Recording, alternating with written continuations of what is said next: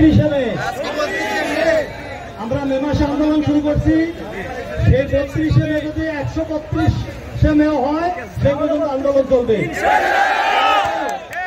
আমার সহযোগিতাগণ, নির্যাতিত নিপীড়িত এই সকল সহকর্মী যারা আছেন আপনারা এখানে উপস্থিত এবং সারা দেশের আমার যে সকল নির্যাতিত নিপীড়িত সহকর্মীগণ কথা শুনতেছেন, আজকে অনেকেই বলে ঝড় বৃষ্টি আমাদের জন্য বাধা হয়ে দাঁড়াইছে। আমি মনে করি এটা উপরওয়ালা থেকে একটা রহমত। আপনি 47 বছরের একটা কালো অধ্যায়ের অবসান ঘটাইতে যাবেন, সেখানে এত সহজে কিছু পাওয়া সম্ভব? তো এই ঝড় বৃষ্টি দিয়া সৃষ্টিকর্তা আমাদের পরীক্ষা করতেছে। আমাদের কি থামাইতে পারছে? আমরা সবকিছু করতেছি, আমরা গ্রাম সভা সচল রাখছি, আন্দোলনও করতেছি। কিন্তু সরকার যদি মনে করে যে এরা তো 2 দিন পর চলে যাবে সামনেই, এটা ভাবার কোনো কারণ নাই। আমরা এখানে যারা আছি সবাই ঈদ করবো এখানে, আমরা আগেই ঘোষণা দিচ্ছি। যে সকল সহকর্মীগণ শহীদ মিনারে উপস্থিত হবেন তারা এখানে কুরবানি ঈদ করবেন, সেই প্রস্তুতি নিয়ে আসবেন। Message clear. আজকে থেকে যে সকল সহকর্মীগণ আসতেছেন বা আসবেন, কালকে সকালে আসবেন, কুরবানি ঈদ আমরা শহীদ মিনারে করব, সেই প্রস্তুতি নিয়ে সবাই আসবেন। সোজাসুজি ঘোষণা। আমরা কোনোভাবেই এই নির্যাতন নিপীড়ন শেষ না হওয়া পর্যন্ত আমরা ঘরে ফিরতেছি না। কারণ আমরা ওয়াদা করে আছি, এই চাওয়া এই পাওয়া শুধু আমার আপনার না, দেশের 14 কোটি মানুষের জন্য। এই যে আজকে ঝড় বৃষ্টি হচ্ছে, ঢাকা শহরে তো বিদ্যুৎ যায় না, বড় বড় শহরে বিদ্যুৎ যায় না, পল্লী বিদ্যুতের বিদ্যুৎ কেন চলে যাচ্ছে? আর এই ড্রাইভার আমার লাইনম্যানরা মার খাচ্ছে, যারা অফিসে করে তারা মার খাচ্ছে। মিটারের রিডিং ছাড়া বিল আসতেছে, মানে ওই বিদ্যুৎ ছাড়া পালস আসতেছে, মার খাচ্ছে মিটার রিডার। ওই চোর বাটপার গুলি যারা 10 তলা রুমে এসি রুমে বৈশা এই কাজ করতেছে, এই নিম্নমানের মালামাল ক্রয় করতেছে। এই যে নিম্নমানের মালামাল ক্রয় করার কারণে একটু আকাশে মেঘ হলে বিদ্যুৎ চলে যাচ্ছে, এটা এবার আমাদের নিতে হচ্ছে। এই বিষয়গুলি আমরা সবাই জানি। 7 দফা চূড়ান্ত, এটার বিকল্প কিছু নাই। যত যা কিছু হয় এটার বিকল্প কিছু নাই। আজকে শুনছি আরবিতে মিটিং আছে, বিদ্যুৎ বিভাগ সেটা আয়োজন করছে। আমরা অবাক হই, আমি আগে বলছি আমরা অবাক হই। বাংলাদেশের কোথাও কি কোনো জায়গা নাই? আমি তো মনে করি সরকারের কাছে এই মুহূর্তে একমাত্র নিরপেক্ষ ভেন্যু হচ্ছে শহীদ মিনার। এই শহীদ মিনারে যদি মিটিং এর আয়োজন করা হতো, তারা যদি আসতো, তাইলে আমরা বসতাম বিদ্যুৎ বিভাগের লোকজন নিরপেক্ষ। আমরা এত রক্ত এত ত্যাগের বিনিময়ে যে স্বাধীনতা, সেই স্বাধীনতাকে কলুষিত করতেছে এখনো সরকারি বিভিন্ন দপ্তরে বিদ্যুৎ বিভাগের কিছু দুর্নীতিবাজ কর্মকর্তা কর্মচারীরা বসে দুর্নীতির টাকা তারা খেয়ে এই সিস্টেমটাকে ধ্বংসের দ্বার প্রান্তে নিয়ে গেছে। আমাদের মাননীয় সম্মানিত বিদ্যুৎ উপদেষ্টা মহোদয়, আমি এখনো মনে করি উনি একজন সৎ মানুষ, একজন ভালো মানুষ। উনি হয়তো নিজের মতোই সবাইকে ভাবে। উনি নিজে যেমন ভালো মানুষ, উনি হয়তো ওই আরবি চোর বাটপার আর ওই ধর্ম ব্যবসায়ী আর আমরা ব্যবসায়ী আরবি চেয়ারম্যানের কথা উনি বিশ্বাস করে। গতকালকে ঢাকা একের এই ঘটনার ফলে যদি আপনার চোখ না খোলে, তাহলে আমি মনে করবো আর আপনার চোখ কখনই করবো না। সেই আরবি দুর্নীতিবাজদের দিয়েছেন, বুঝে হোক না বুঝে হোক। শুধুমাত্র টাকা খেলে দুর্নীতিবাজ হয় না, দুর্নীতি করলেই দুর্নীতিবাজ হয় না। যে সঠিক বিচার করতে না পারে, যে সঠিক বিষয়টা জাস্টিফাই করতে না পারে, সেও সব মানুষটা। প্রধান উপদেষ্টার দৃষ্টি আকর্ষণ করবো, আমরা এখানে আজকে 12 দিন রোদ বৃষ্টি ঝড়ে পড়তেছি, আপনারা দেখতেছেন। সকল এই সময় আপনারা সকল বিষয়ের সকল বৈষম্যকে গুরুত্ব দিয়েছেন, যারা রাস্তায় গুরুত্ব দিয়েছেন। আমরা তো রাস্তায় নামি, তাহলে আমাদের যারা গুরুত্ব দিচ্ছেন না।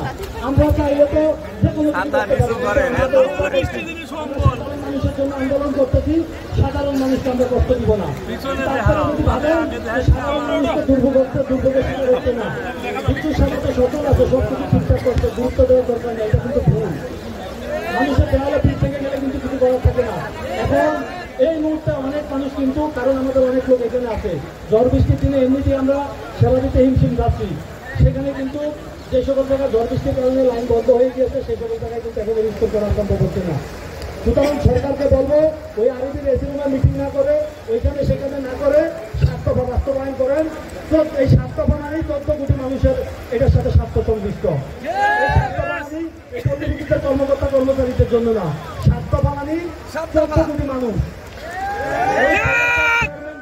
এখান থেকে অপসারণ ব্যতীত এই সিস্টেম কখনো আলোর মুখ দেখবে না। কারণ সে একটা ম্যান্ডেট নিয়ে এসেছে, সে একটা এজেন্ডা নিয়ে আসছে।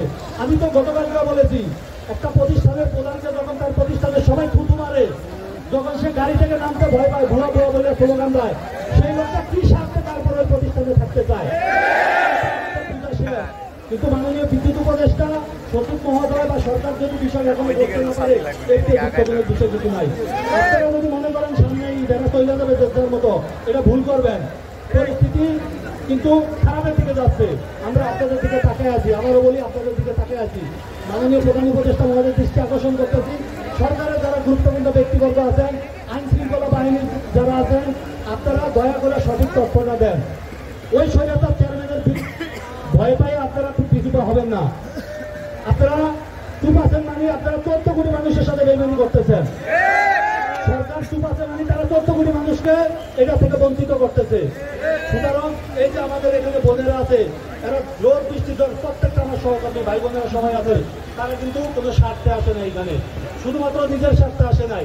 অবশ্যই আমাদের স্বার্থ আছে, কারণ এটা হলে আমাদের নিরাপত্তা নিশ্চিত হবে, সুস্থ কর্ম পরিবেশ পাবো। এটা তো ঠিক। আমাদের এই আন্দোলনের সাথে কোনো অর্থনৈতিক বিষয় রিলেটেড নাই। আমরা বলি নাই আমাদের বেতন বাড়িয়ে দাও, আমরা বলি নাই আমাদের এটা দাও। আমার লাইনম্যান ভাইদের নিরাপত্তা দরকার, সুস্থ কর্ম পরিবেশ দরকার, সেরকম প্রত্যেকটা সহকর্মী সুস্থ কর্ম পরিবেশ দরকার। 36 বছর চুক্তির নামে প্রহসন এখানে চলবে না। যারা আছে তারা এই সিস্টেমের, আমি মনে করি অর্থনৈতিক সতর্ক রাখছে তারা এই প্রতিষ্ঠানের। এই দেশের অর্থনৈতিক টাকা সতর্ক রাখা, তাদের কাজের বাইরে যায়, নাইট অপারেশন করে এবং সরকারের রাজস্ব আদায় সবচেয়ে বড় ভূমিকা হচ্ছে তাদের। কথায় কথা বের করে দিবেন, এটা চলবে না। চাকরি নিয়োজিত করতে হবে অথবা সবাইকে চুক্তি করে দেন।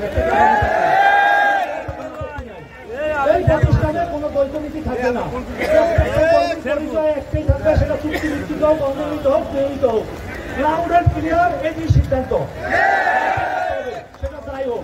এবং আমার যে সকল লাইন করে ভাইয়া এই যে জীবনের ঝুঁকি নিয়ে কাজ করতেছে, তাদেরকে নিয়মিত করতে হবে, চলবে না, আমাদের আপত্তি নাই, আমাদের ডাকেন আমরা যাবো, কিন্তু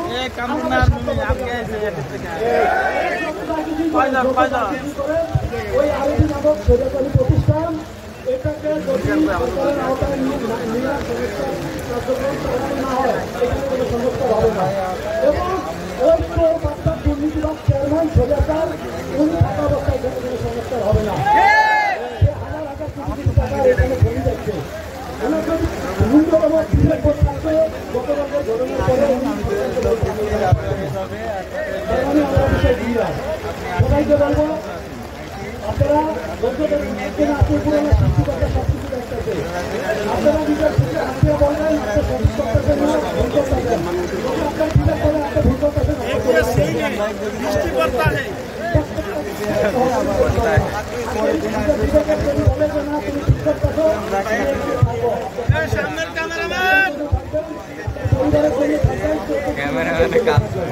আমরা এখানে চিন্তা মিস করবো।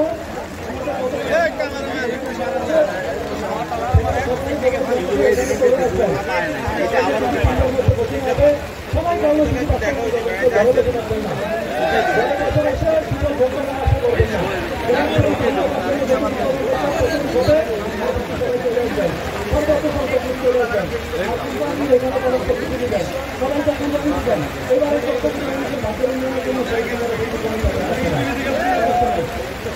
থাকবেন।